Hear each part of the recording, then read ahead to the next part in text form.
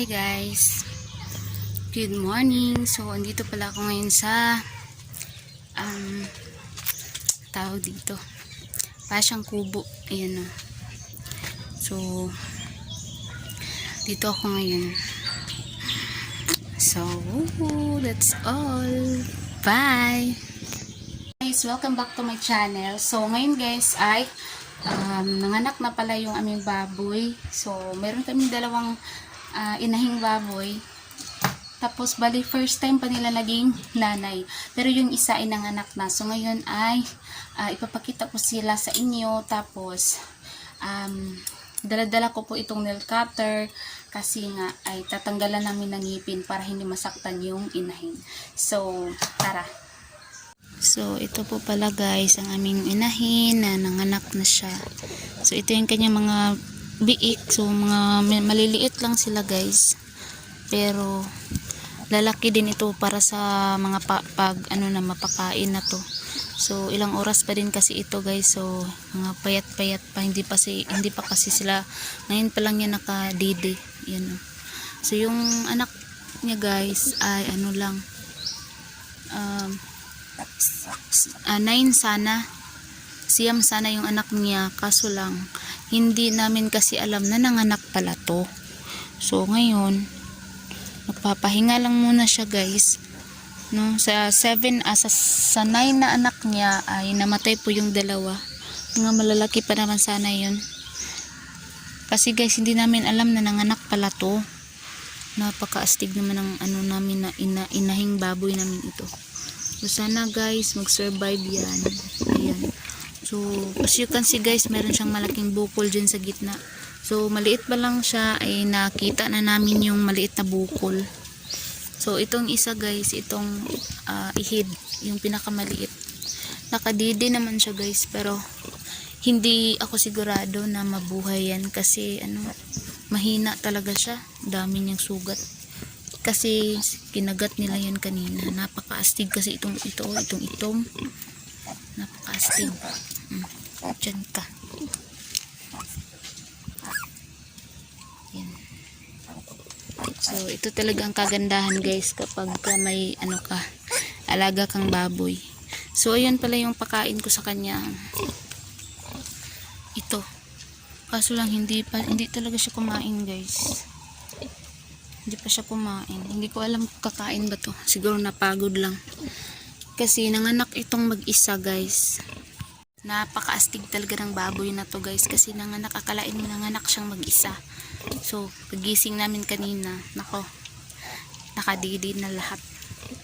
No? So hindi kami pinahirapan. Siya lang yung naghirap. Sayang nga siguro nabuhay pa yung dalawa.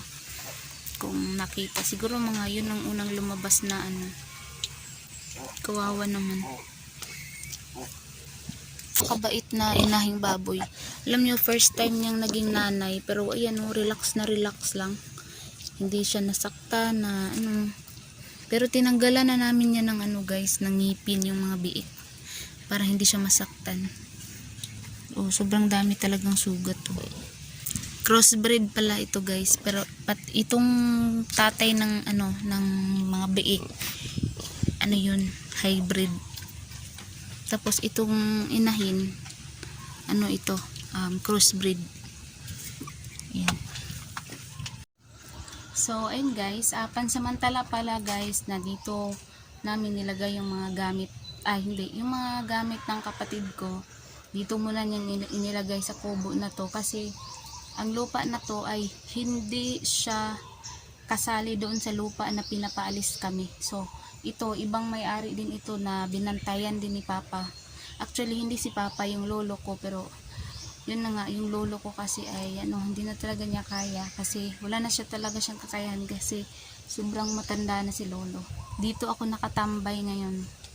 Kasi mag-alaga ako. Ako yung magbantay sa baboy kung baka maapakan ng inahin.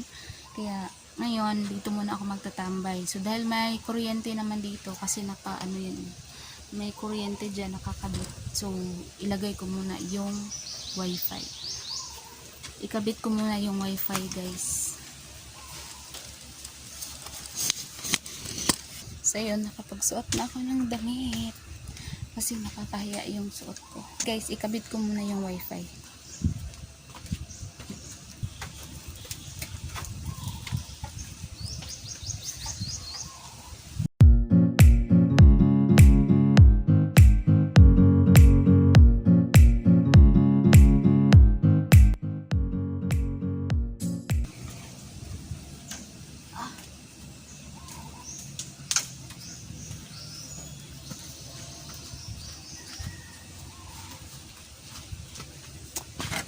So, ayun. Naikabit ko na yung wifi doon, guys. Oh. So, hindi ako sigurado kung malakas ba yung internet. Check ko na lang mamaya. Mamaya guys, ilagay ko muna ito sa saglit. Kasi, paggawa ako ng apoy ngayon dito. Kasi sobrang daming lamok. Napakadaming lamok dito kasi nga, walang mga ano dito, walang mga bahay-bahay. So, ang gagawin ko muna ay lagyan ko na muna ng mga sugnod yung apoy para hindi mamatay.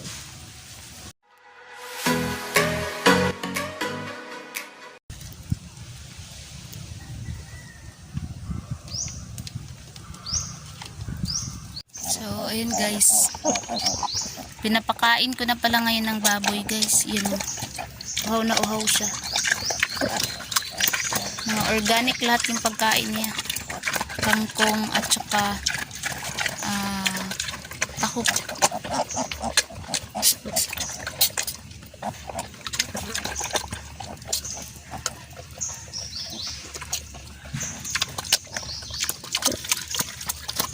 So, yun guys. Naka-lipstick pala ako ngayon guys. Baka magtaka kayo na nag-alaga lang ako ng baboy. Napaka-pula naman ng lips ko. Tsaka naka-eyebrow pa.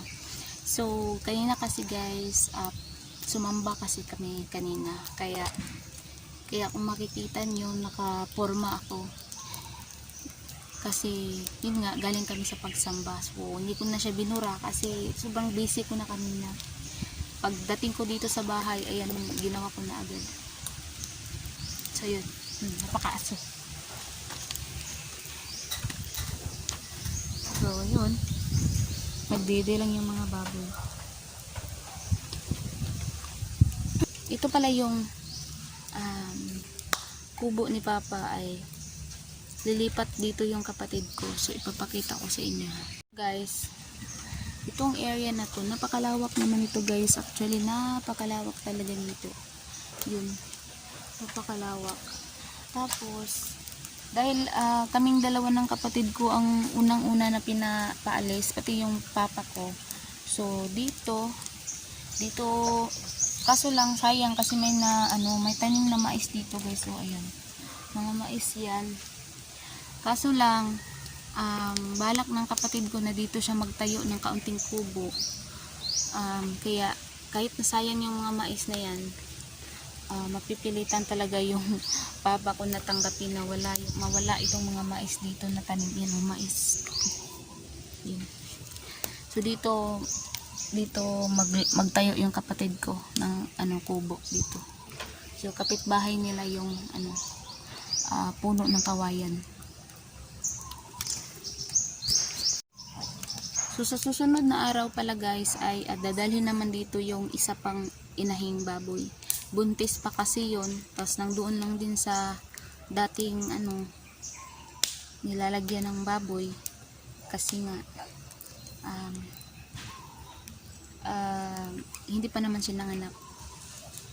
Tapos yun nga, naghihintay kami ng July to kung ano ba talaga yung magiging resulta. Tapos yun, aalis na kami doon. Pero kami kasi guys, naka-final na talaga na maghanap muna kami ng mauupahan. Tapos yun, may nag-o-offer naman yung ninang namin sa kasal na doon muna daw kami sa isa pa niyang bahay. So, for free. So, kaso lang walang kuryente pero okay na rin yun. At bibili na lang kami ng solar para sa suga. So, yan lang muna guys. Update ko na lang kayo sa susunod nating vlog. Thank you so much guys for watching at sana nagustuhan ninyo itong aking video. Maraming salamat sa panonood. Bye!